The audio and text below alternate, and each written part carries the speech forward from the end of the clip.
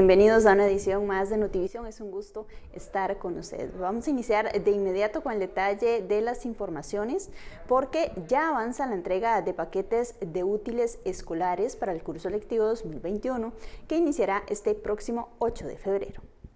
Esta semana se reanudó la entrega de paquetes escolares que llegarán a 198,000 niños y niñas con el objetivo de reforzar las condiciones necesarias para asegurar su permanencia en el sistema educativo formal y evitar la exclusión escolar que podría generar el gasto de los hogares en estos insumos.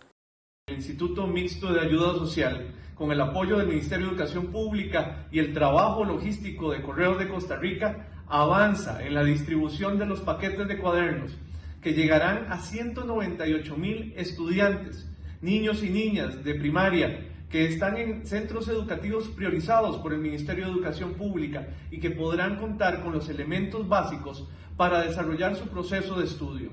Centros educativos como Adela Rodríguez Venegas de Guayabo de Mora, Agua Blanca en Palmichal de Acosta, Alejandra Rodríguez en Vuelta de Jorco de Acerrí, Alto San Juan en San Carlos de Tarrazú y Bajo la Trinidad en San Isidro de León Cortés son algunos de los centros educativos de nuestra región que recibirán estos paquetes.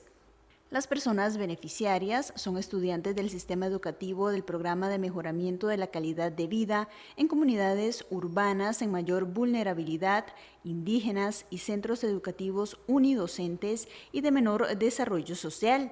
Cada paquete escolar contiene 6 cuadernos, cartucheras, salveque, un juego de geometría, bolígrafos, lápices de color, tajador, lápiz y borrador. En diciembre anterior se distribuyeron los primeros 31,770 paquetes en 385 escuelas. Durante las siguientes semanas se entregarán 166,230 en 3,234 escuelas. A través de estas acciones, el Gobierno de la República garantiza la inclusión y el sostenimiento educativo de nuestros niños, sabiendo que esa es una de las mayores vacunas que podemos tener contra los efectos socioeconómicos de la pandemia COVID-19. Los útiles son una donación por parte del IMAS y el MEP a estudiantes de primaria, por lo tanto no pueden ser vendidos o regalados o utilizados por terceras personas. Las escuelas que tienen la obligación de entregarlos cerrados y completos. La inversión total para la ejecución de este programa de cuadernos e implementos escolares es de 1.710 millones de colones. Durante la pandemia, el consumo de agua aumentó en los hogares costarricenses. Sin embargo, escuche bien, un 94% de los usuarios entrevistados desconocen cuál es el consumo de agua en metros cúbicos. Estos son solo algunos de los resultados que arrojó una encuesta realizada por Arecep. La ciudadanía reconoce que por la pandemia incrementó el consumo de agua en sus casas. Esto se desprende de la encuesta que aplicó la Autoridad Reguladora de los Servicios Públicos a los usuarios de agua para medir el nivel de satisfacción de este servicio. Muy buenos días. Para la Autoridad Reguladora de los Servicios Públicos es muy importante conocer la percepción que tienen las personas en todo el país sobre los servicios regulados, de manera que podamos tomar algunas decisiones, desarrollar planes de acción que siempre tiendan al mejoramiento de las condiciones en que se prestan los servicios y en que se gestionan las inconformidades por parte de las personas usuarias. Y esto guarda absoluta correspondencia con el principio que ha venido afianzando la institución respecto a colocar a las personas usuarias como el centro del proceso regulatorio. Los aspectos que se evaluaron del servicio son el precio y la calidad, continuidad, confiabilidad y oportunidad, cantidad y prestación óptima, trato y mecanismos de atención, calidad de la información sobre el servicio, condiciones para prestar el servicio, tales como precio, información, medio de contacto con el operador. Algunos de los resultados fueron los siguientes. El 94% de los entrevistados no sabe cuál es el consumo de agua del hogar en metros cúbicos. 40% de los usuarios consideran que el pago mensual de agua es alto o muy alto en relación con el servicio recibido. 60% de los entrevistados creen que el proveedor sí les cobra la tarifa autorizada para el servicio. En relación con el pago mensual por agua, 46% perciben que ha aumentado. El aumento en el monto de pagos se debe en un 23% al error de medición, 19% pasar más tiempo en la casa, aumento de tarifas, inclusión de IVA y estimaciones hechas por el proveedor del servicio, juntas representan 45% de las respuestas. El 56% si tienen acceso a una factura física o digital con el desglose de consumo, tarifa y otros. Los aspectos de servicio con menor porcentaje de calificación son los medios disponibles para comunicarse con la empresa y la solución de trámites. Así es que, bueno, es una información que nos coloca a todos en importantes alertas, de manera que realmente podamos atender esta percepción que tienen las personas y podamos hacer análisis, investigaciones más detalladas en procura de hacer una prestación de los servicios públicos de una mejor manera y definitivamente incidir en la calidad de vida de la población. Las entrevistas se realizaron entre el 26 de octubre y el 16 de noviembre del 2020.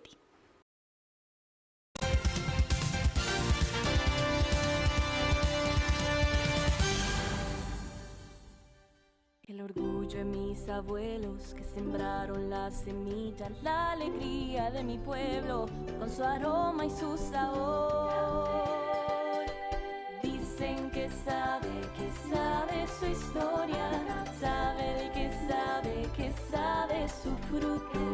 Dicen que sabe sus notas, sabe que sabe mejor el café Quetzal. ¿Desea cambiar su paquete de televisión por cable o aumentar su servicio de internet? En Cable Santos queremos facilitar sus trámites.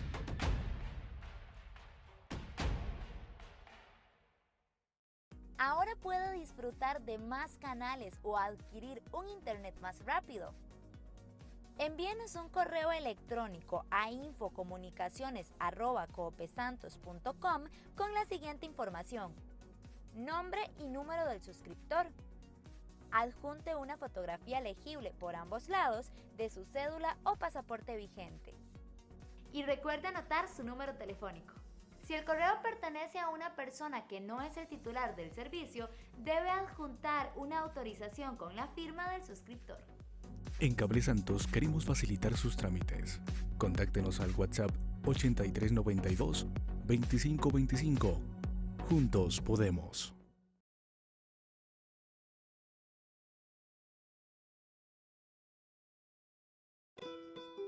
Hoy hay que buscar en nuestros rostros, en nuestras caras, la esencia de la Madre Tierra, ahí donde recogemos nuestro grano. Hoy hay que saber mirar de frente nuestra responsabilidad, porque hoy más que nunca hay que salir juntos a trabajar con solidaridad, estrechando los lazos humanos y construyendo una comunidad más fuerte. Hoy hay que saber que entre el cielo y la tierra hay un grano del que todo nace, y ese grano lo cuidaremos todos unidos en esta cosecha, nuestra histórica cosecha.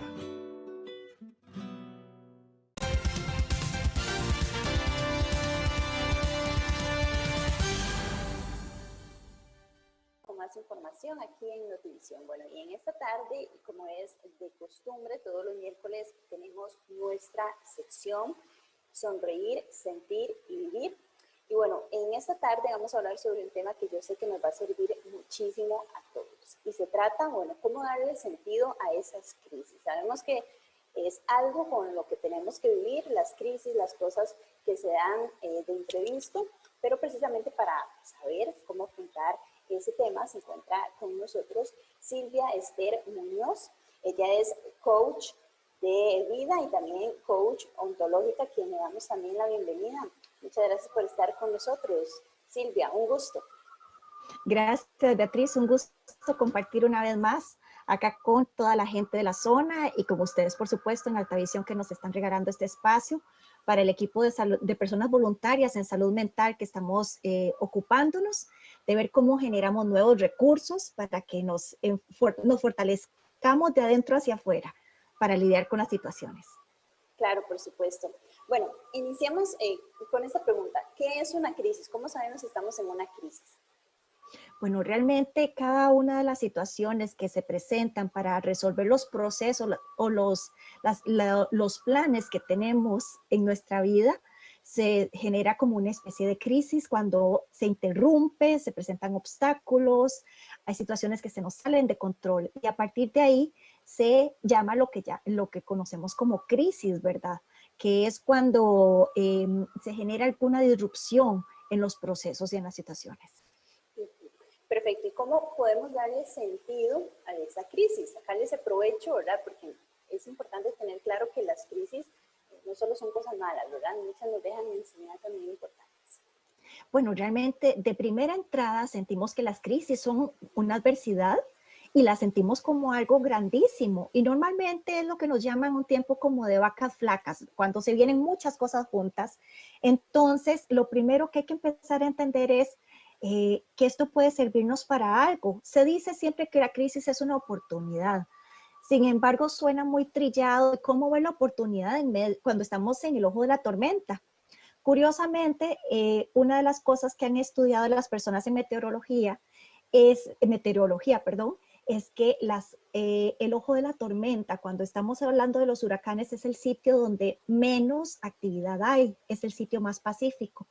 Entonces viene aquí una enseñanza muy importante y es entender que nosotros y nosotras tenemos la capacidad de quedarnos quietos o quietas en el momento en que está pasando todo para empezar a ver hacia dónde movernos. Es lo primero, ¿verdad? ¿Cómo empezar a ver la oportunidad? Veamos las cosas desde afuera. Se llama una visión gerencial, es empezar a entender, si yo fuera una persona externa, ¿qué le diría a esa persona? ¿Qué consejo le daría a esa persona? ¿Cómo trataríamos cómo le recomendarías resolverla? Entonces ya yo me salgo emocionalmente de esa situación y la veo como si yo no estuviera dentro. Es más fácil poder encontrar soluciones cuando estamos desde afuera, cuando no estamos metidas o metidos dentro del huracán. Es empezar a encontrar pasos para poder resolver poco a poco, porque soluciones grandes y totalmente completas, a veces es difícil encontrarlas. Entonces empezar a ver un paso a la vez, un día a la vez, cómo voy resolviendo poco a poco, lo que llaman es seleccionar las batallas. Sin embargo, les voy a decir, hasta el lenguaje es muy importante, es el principio para poder transformar las cosas. Entonces, si yo digo que yo soy una guerrera, ¿qué actitud le estoy diciendo a la vida que tengo que tener? ¿Cómo me va a encontrar la vida? Yo soy una guerrera. A mí un jefe que yo tenía me decía, Silvia, vos sos mi guerrera. Y todo el mundo me decía, Silvia, vos sos una gran guerrera y sos una gran guerrera. Y yo llegó el momento en donde le dije, no, tatica Dios, hagamos un pacto aquí. Yo no quiero ser más guerrera, no me mande más batallas. Yo quiero una vida que fluya y en paz. Y curiosamente, a partir de ese momento empecé a tomar las cosas más a la ligera, más suavecitas y empezaron a llegar de una forma más suave. Porque ya yo no necesitaba confrontar ni guerrear. No me predispuse a través de las palabras que estaba hablando. Cuando estamos en una crisis, ¿qué tan recomendable es escuchar a las otras personas? Habrán personas que nos ayudan mucho, pero habrán otras que más bien nos dan ciertos consejos que nos pueden complicar más. Bueno, eso es muy importante. En las crisis o en las situaciones por resolver en la vida, para evitar la palabra crisis también, entonces a veces podemos pedir ayuda, no importa. Lo importante es los consejos que nos den las personas van a venir desde la óptica de esas personas, desde la experiencia de estas personas, desde las propias vivencias, desde la formación, desde la cultura, desde tantos otros temas que son los que definen, que tal vez no estén acordes con nosotros y con nosotras, o no sea nuestro propio contexto. Entonces ahí viene lo que se llama el pensamiento crítico, y es elegir yo en mi propio contexto, basándome en mi autoconocimiento, qué es lo que creo que es mejor para mi contexto. Por ejemplo, un momento de mi vida yo necesitaba buscar ayuda de fuerza pública, del Poder Judicial, del INAMU, del Patronato Nacional de la Infancia para resolver situaciones familiares. Había personas que habían tenido experiencias parecidas, entonces fui recopilando esa información y yo fui actuando de acuerdo con mis tiempos y mis procesos. según el contexto familiar que yo tenía, según lo que yo conocía que era mi familia y según la capacidad que yo tenía de ir ejecutando las cosas. No podía hacer todo como me lo decían a la misma vez, ni tampoco tenía la fuerza para hacerlo. Entonces tenía que ir seleccionando mis propias batallas, ojo, cambiémoslo, mis propios pasos para dar, y entonces a partir de allí ir midiendo que iba a poder funcionar según mi propio criterio personal. Y ahí vienen dos temas muy importantes, y es la conexión con la verdadera persona que somos. ¿Cuánto nos autoconocemos para poder escucharnos a nosotros y a nosotras mismas? Es lo que llaman nuestra voz interior, o nuestro yo soy, o nuestro Dios, o el Espíritu Santo, o el ser superior que la persona tenga. Es escuchar así, escucharse a sí mismo y decir, tal vez este no es el momento, tal vez esta no es la forma, y tal vez esto sí puede ser, o ya es el momento de actuar, o puedo hacerlo de esta forma, o tal vez de todos los consejos que me dieron, uniéndolos de esta forma me pueden servir más. Habrá momentos en que ciertas personas sienten que ya no pueden con esa situación difícil o esa crisis. Y por momentos pues desean tirar la toalla, como decimos. ¿Habrán crisis que realmente deberíamos dejarlas pasar o siempre debemos enfrentarnos a ellas para tener algo positivo al final o algo que aprendimos de esa crisis? Cuando se habla de que una crisis es una oportunidad, es porque realmente nos obliga a salirnos de la zona de confort. Y la zona de confort no siempre es la más confortable. Es realmente un lugar donde necesitamos hacer el mínimo esfuerzo para poder vivir. Entonces, nos toca que enfrentarnos muchas veces a situaciones que nos dan miedo, nos toca que enfrentarnos a nuestras propias creencias limitantes, nos toca que enfrentarnos a nuestros paradigmas en la crianza, a nuestros sistemas culturales, y empezar a ver qué nos sirve y qué no nos sirve para poder salir de allí. Ahí es donde empieza a evolucionar el ser humano y a desarrollar su creatividad con nuevas formas de conexión consigo misma o consigo mismo y con los demás y con las situaciones. Entonces, esta adversidad que se presentó nos puede permitir más bien crecer. Si logramos ir un paso a la vez, seleccionando por dónde caminar, poco a poco, y reinventarnos ante esa situación. A veces ni siquiera nosotras, hay una frase que dicen que es que nadie sabe de lo que es capaz hasta que le toca realmente, o nadie sabe cuánto puede soportar hasta que le toca, ¿verdad? O nadie sabe cuán fuerte es hasta que le llega una adversidad. Y es así. Lastimosamente, los seres humanos estamos acostumbrados a ser reactivos y reactivas. Entonces no nos adelantamos a los cambios, sino que esperamos que nos pegue un golpe la vida para poder movernos a una siguiente etapa. Lo que nos toca es empezar a trabajar estos procesos de mejora continua antes de y evitar así las crisis. Ya normalmente cuando una crisis o hay una situación que se sale de control, ha habido indicadores previos o situaciones de alerta, banderitas rojas que nos dicen esto puede pasar, esto puede pasar, esto puede pasar, y tal vez no las hemos escuchado. ¿Por qué? Por esa misma desconexión que hemos tenido de nosotros y de nosotras mismas, por no escucharnos, por no creer en nuestra voz interior. Entonces toca que empezar a conectarnos ya. Lo que no hicimos previamente nos toca que hacerlo, pero a la fuerza, donde ya no hay opción. Esto lo que nos deja como indicador es, sí es importante enfrentar las situaciones, solo que cuando se vienen muchas juntas, es importante empezar a seleccionar cuáles son las más rápidas de solucionar o cuáles son las pequeñas batallas que podemos, o las pequeñas situaciones que podemos ir sacando del camino. Curiosamente, uno pensaría que tiene que ir resolviendo lo más grande.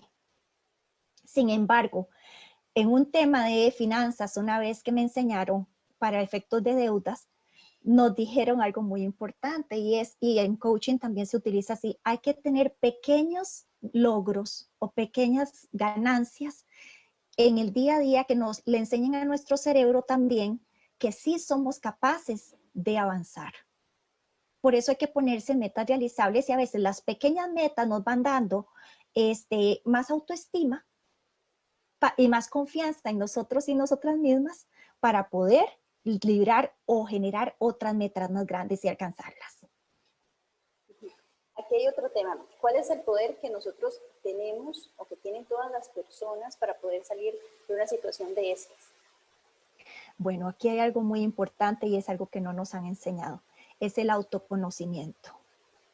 Cuando nosotras y nosotros nos conocemos a nosotros mismos, sabemos que pase lo que pase, aquí o en la China, podremos resolverlo.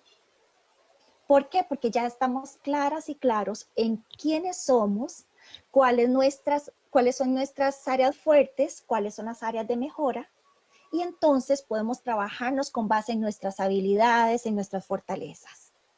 Si no nos conocemos, vamos a tener mucho miedo de las nuevas situaciones. Y el miedo nos puede paralizar. El miedo es importante y yo lo paso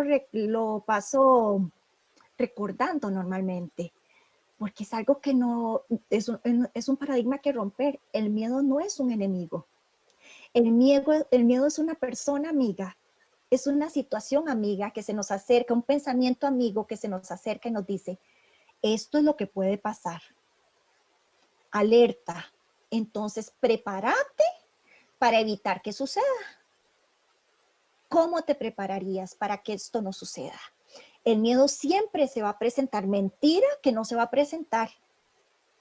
Sin embargo, alguien decía algo muy cierto. ¿Qué haríamos sin miedo? ¿Cuántos automóviles chocarían si no tuviéramos miedo? ¿Cuántos accidentes de tránsito más todavía?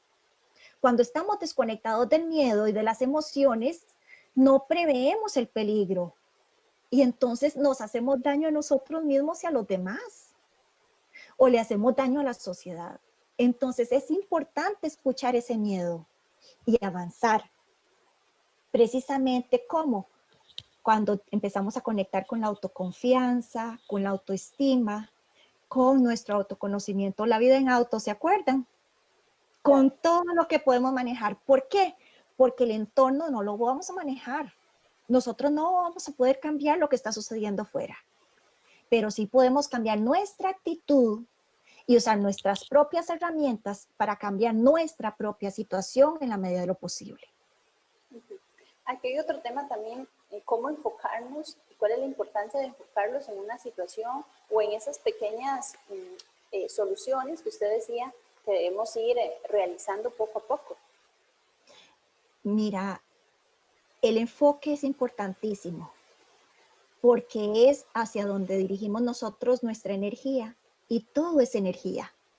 El dinero es energía, el amor es energía, el cuidado es energía, es hacia donde enfocamos las cosas. Entonces empecemos a enfocarnos primero que todo en nosotros mismos, en nuestras decisiones, en nuestro bienestar. Si yo cambio, mi mundo cambia. No es egoísta, porque no es un tema de venir y descartar a las demás personas. Es que yo empiezo trabajando mi propia responsabilidad, el atenderme yo, resolver mis cosas, para que las personas poco a poco vayan resolviendo las suyas. Delegarle a cada quien lo que tiene que resolver también. Sin embargo, aquí lo que estamos hablando principalmente es cómo podemos enfocarnos, es ir escogiendo principalmente qué es lo que es más realizable en primera instancia. Es importante a veces escribir las cosas, hay muchas herramientas, por ejemplo, poder escribir qué situaciones tengo que resolver en este momento, qué me hace sentir mal, qué me está afectando económicamente, qué me está afectando a nivel laboral, qué me está afectando a nivel de relaciones. Y entonces empezar a seleccionar, esto quiero resolverlo, esto está en mi alcance, esto no está a mi alcance, esto me corresponde a mí, esto está en manos de otras personas. Y empezar a seleccionar qué es primero. Bueno, hay que pensar un poco. Sí, hay que sentarse y hablar con nosotros y con nosotras mismas.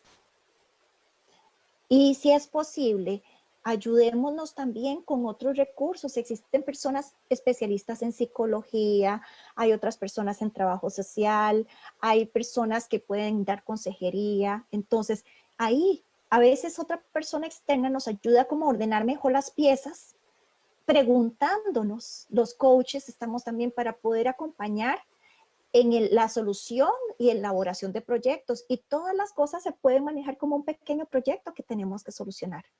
Entonces, ok, me voy a poner en orden.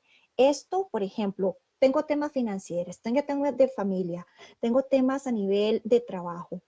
¿Qué me puede dar estabilidad primero? ¿Hacia dónde me muevo? Ok, entonces hacerme acompañar, por ejemplo, como por alguien me ayuda emocionalmente, y esa parte emocional me ayuda a tomar decisiones.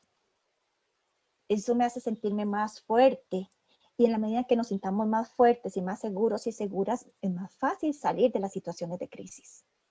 Que sí, las situaciones de crisis se requieren también un tiempo para vivirlas, es importante.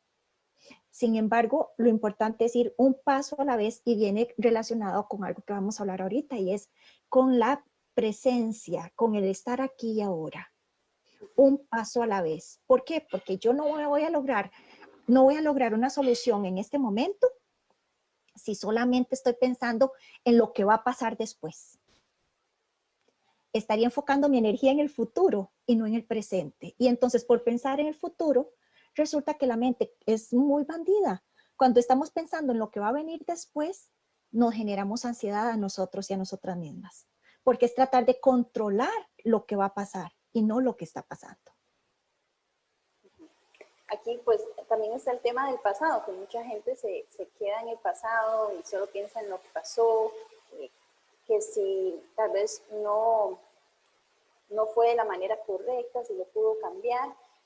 Pero por eso es importante, como usted lo decía, esos consejos, esos tips para vivir el aquí y el ahora, que es realmente en lo que deberíamos estar enfocados.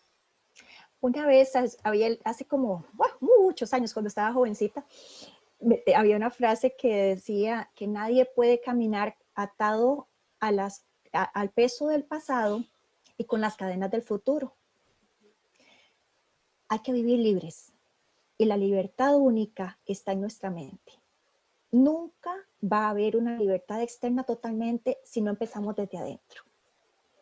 Entonces, la pregunta es, como decía una pareja que tuve, ¿de qué sirve el hubiera si ya no fue?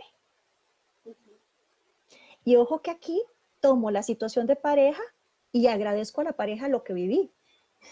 Aunque también tiene sus malos recuerdos, tomo lo bueno de esta pareja y su aprendizaje, lo que aprendí con ella.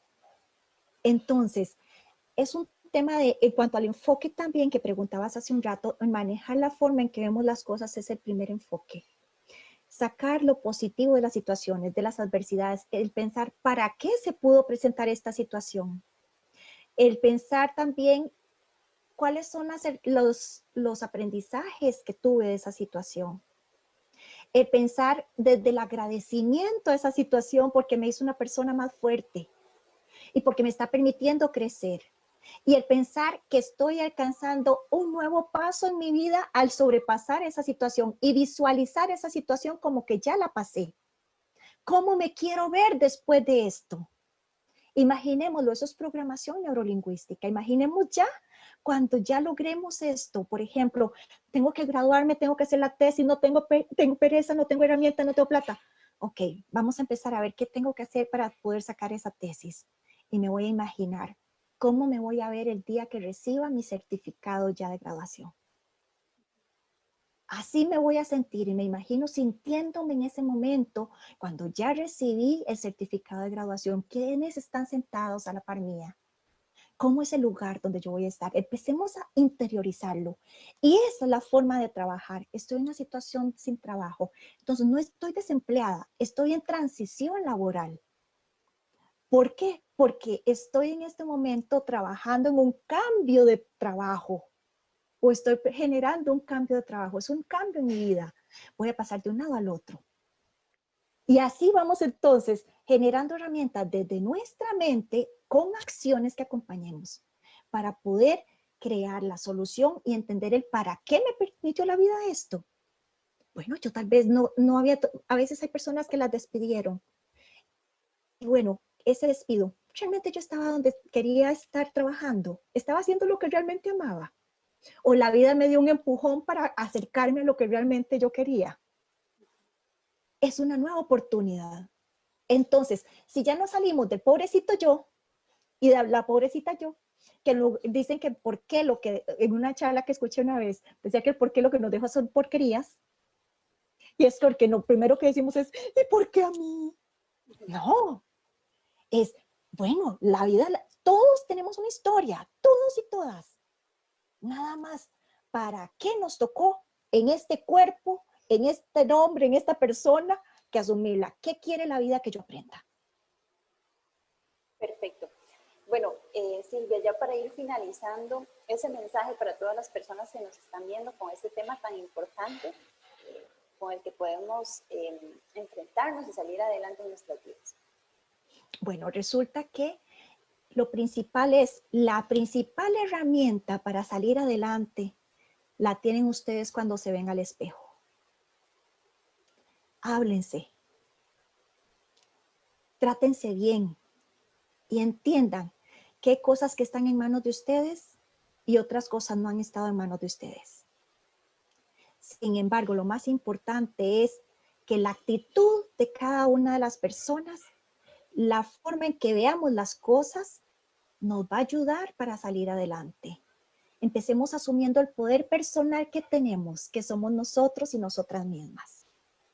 Y a partir de ahí decidamos o seguir siendo víctimas de las situaciones, echarle la culpa a todo lo demás, o asumir nosotros y nosotras nuestra propia responsabilidad y empecemos a ver qué recursos tenemos para salir adelante. Y los recursos no son los económicos y materiales.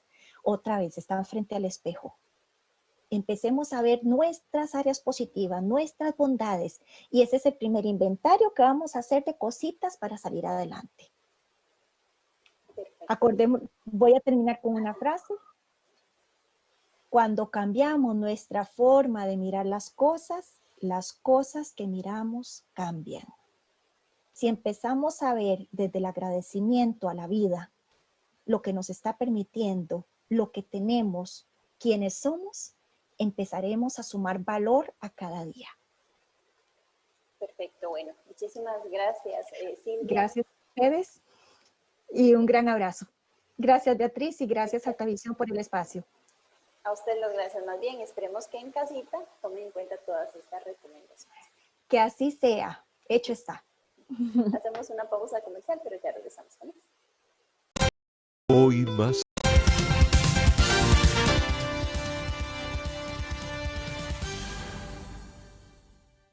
Hoy más que nunca hay que estar alertas y en caso de que existan síntomas sospechosos de COVID, acudir al centro de contención, acondicionado para atender a los recolectores que así lo necesiten.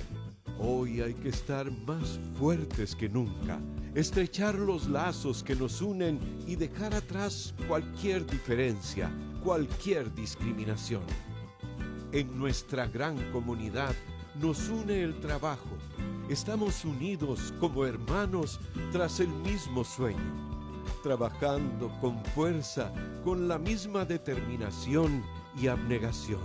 Hoy hay una sola comunidad tras un solo objetivo: cuidarnos entre todos y todas. Hoy, juntos, somos más grandes.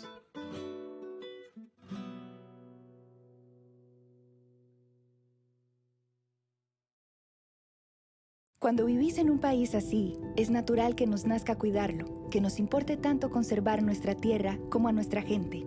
Así que turistea porque amás este país, porque extrañabas el frío de la montaña, ir a la playa o un simple ¿qué? ¡Pura vida!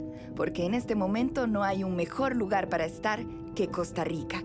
Turistea porque te hace feliz, pero sobre todo, turistea por Costa Rica.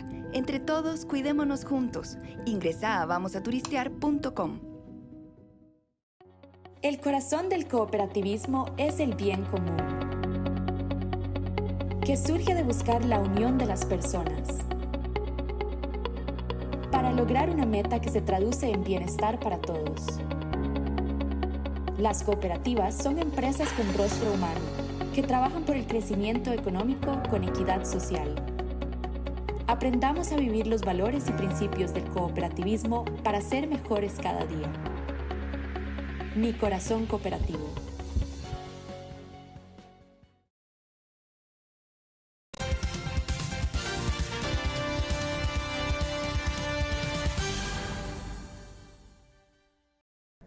Continuamos con más información aquí en Notivisión. Tras cumplirse 12 meses de pandemia, Alemania vive un aumento en las restricciones de la vida pública y económica, mientras la canciller Merkel mantiene su objetivo de ofrecer la vacuna a todos los adultos que lo deseen de aquí a finales de septiembre. Esto y más en el siguiente especial de coronavirus.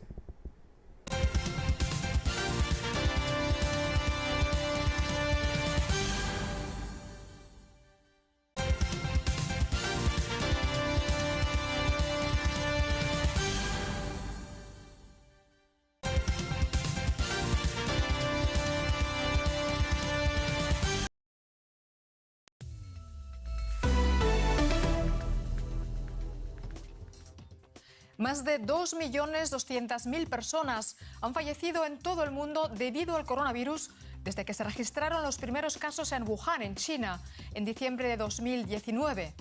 Los países más afectados son Estados Unidos, India, Brasil, Rusia y el Reino Unido.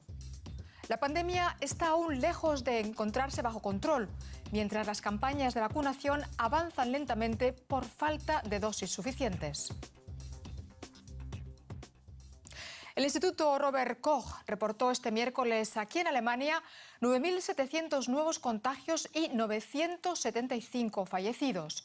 Son cifras notablemente inferiores a los picos registrados a finales del año pasado y principios de este. La canciller Angela Merkel insiste en que, pese al descenso de contagios, hay que mantener la guardia para evitar la propagación de las nuevas mutaciones. Es decir, que por el momento se mantendrán las duras restricciones. Todo esto aumenta la frustración ciudadana cuando se cumple un año del inicio de la pandemia en el país. Alemania tuvo su primer contacto con el coronavirus en las oficinas de este distribuidor de automoción en Baviera. Aquí un empleado de 33 años contrajo el nuevo virus de un compañero de trabajo que había viajado a China. Este hombre se convirtió en el paciente número 1. Las autoridades aseguraron a la opinión pública que se tomaban el virus muy en serio, pero que no había motivo de alarma. El ministro de Salud, Jens Spahn, dijo que no había necesidad de preocuparse exageradamente. La Organización Mundial de la Salud hizo algo parecido y solo recomendó medidas simples como lavarse más las manos. La mejor manera de evitar el virus es el cuidado personal. Pero la infección se propagó a todas las regiones de Alemania y rastrear los contactos se volvió imposible. Alemania pasó de una situación controlada a una propagación exponencial. Apenas 6 semanas después de que se descubriera el primer caso, el país anunciaba el cierre de las escuelas. A finales de marzo, la cuarentena nacional obligó a padres e hijos a compartir el hogar para trabajar y cumplir con la jornada escolar.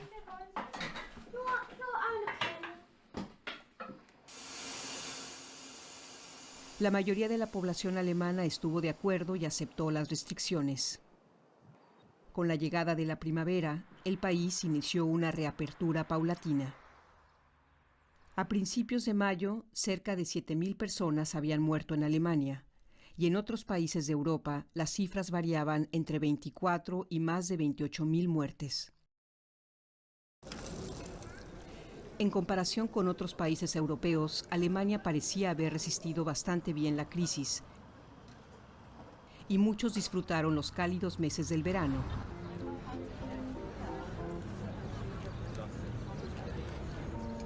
Pero con la llegada del otoño, los contagios aumentaron nuevamente. En noviembre se impuso la llamada cuarentena liviana, pese a que se pedían medidas más estrictas.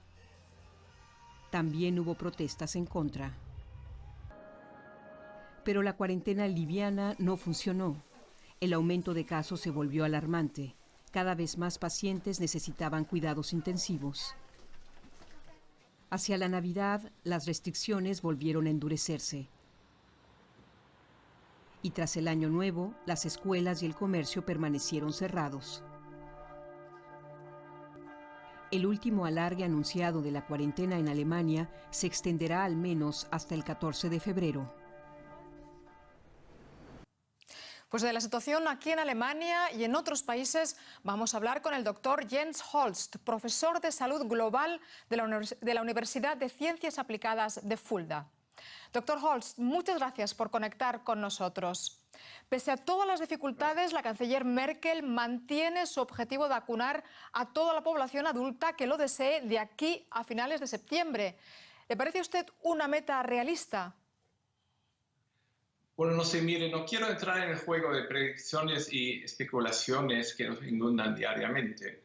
Hay tantos factores que intervienen que me parece a mí casi irresponsable salir a la luz pública con ese tipo de anuncios. Vamos a ver qué pasa. Y bien, después de un año de pandemia se percibe hartazgo aquí en Alemania, un sentimiento que comparte mucha gente en todo el mundo. Una de las dificultades a la que se enfrentan los gobiernos es encontrar un equilibrio entre frenar la pandemia y no ahogar la economía y las libertades individuales. ¿Qué modelo es el que le parece más razonable? Bueno, de hecho, mucha gente, ahí me incluyo yo mismo, está harta de tal vez no tanto de las restricciones de la vida privada y laboral, sino del ir y venir de las decisiones que muchas veces carecen de fundamentación científica o son a veces incluso ilógicas. Y yo creo que la gran mayoría de la gente aceptaría el lockdown en la medida en que las medidas parezcan razonables, pero es difícil, si no imposible, detectar una línea común detrás de las medidas que se toman.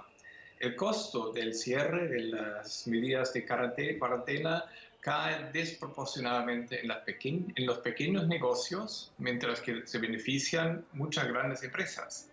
Y el prolongado cierre de los colegios es fatal porque va a contribuir a abrir aún más la brecha social que ya existe.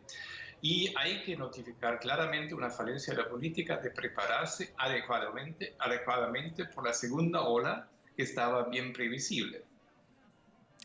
Desde hace casi un año leemos las cifras diarias de infecciones para saber si las cosas mejoran o no. Últimamente también recibimos las cifras diarias de muertes. ¿En qué medida son útiles estas estadísticas para entender la pandemia y actuar en consecuencia? Mire, esta pregunta es muy válida porque la pura mirada en los números desnudos tiene una clara función de crear angustia para aumentar el apoyo a las medidas que se toman, por supuesto. Pero hay que decir que las cifras absolutas no dicen mucho, más aún tienden a ser engañosas a veces. Sin minimizar el problema del coronavirus, por ejemplo, en Alemania día por día 3.000 personas mueren, es decir, 1 millón por año. Y si uno compara las cifras de las víctimas del COVID-19 a las cifras totales de muerte, no parecen tan preocupantes como si salieran solitas. Después de un año, el mundo está aún lejos de controlar la pandemia, a pesar de lo que usted está diciendo. ¿Por qué? Porque, de hecho, se trata de una verdadera pandemia que muestra dinámicas diferentes en los distintos países y lugares del mundo. Y debido al nivel de globalización, es sumamente difícil frenar un problema mundial con medidas que se toman solamente en un lugar y no de la misma forma en otra. Y por una parte hay que decir que también es normal que un virus como el coronavirus sufre mutaciones, pero hay que saber y tomar en cuenta que también la humanidad, el ser humano, está capaz de aprender a vivir con el virus, lo que significa, lo que no se refiere exclusivamente a las medidas de prevención, sino también a una evolución biológica de inmunidad espontánea que se desarrolla de forma natural, pero eso toma su tiempo y por eso demora un poco más hasta que superemos totalmente la pandemia. Dr. Holst, Dinamarca ha anunciado este miércoles que en 3 o 4 meses tendrá listo un pasaporte de vacunación para poder volver antes a la normalidad, o al menos para aquellos que se hayan vacunado. ¿Estaría usted a favor de introducir un pasaporte de vacunación también aquí en Alemania?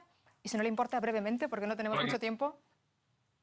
Disculpe, sí, estoy francamente, absolutamente en contra de la medida como tal porque no se justifica.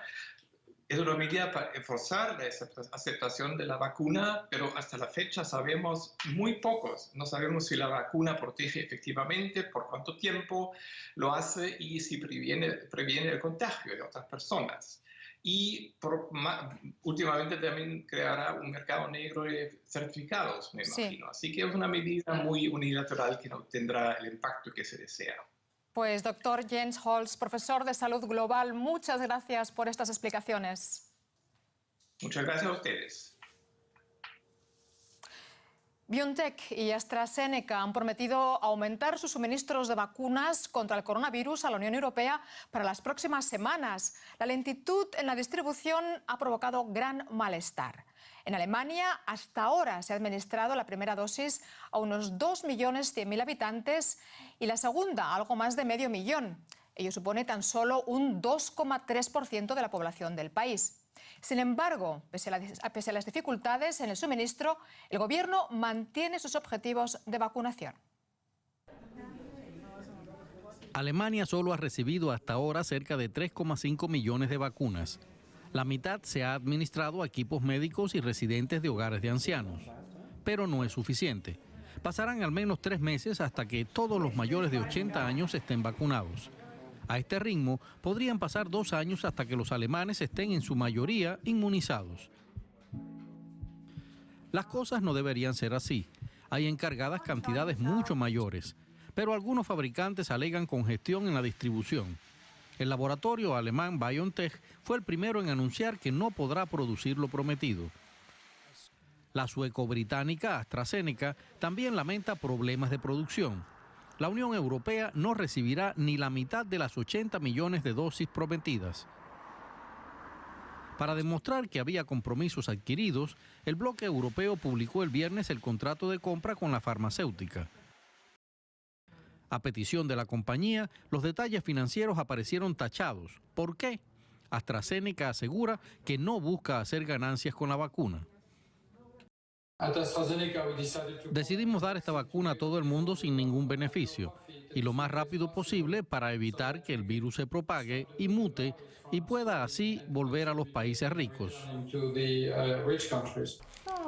Pero países ricos como Alemania están vacunando a paso de caracol y con la enorme cantidad de vacunas que han encargado, el acceso a ellas podría verse limitado en los países en desarrollo. Mientras la pandemia ha devastado algunos sectores de la economía alemana, también hemos visto signos de innovación y solidaridad. Las famosas cervecerías de Alemania se han visto obligadas a cerrar durante semanas, pero una de ellas ha abierto sus puertas a los sin techo de Berlín. La sucursal berlinesa de la tradicional Hofbräuhaus de Baviera es normalmente popular entre los juerguistas que beben litros de cerveza. Ahora ofrece comidas y bebidas calientes gratuitas, pero no cerveza. Los clientes temporales deben llevar mascarilla y tomarse la temperatura cada vez que llegan a la puerta del local.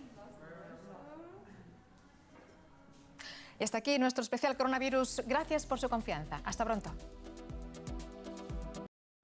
Con esta información llegamos al final de esta edición, agradeciéndole siempre su compañía. Muy buenas tardes.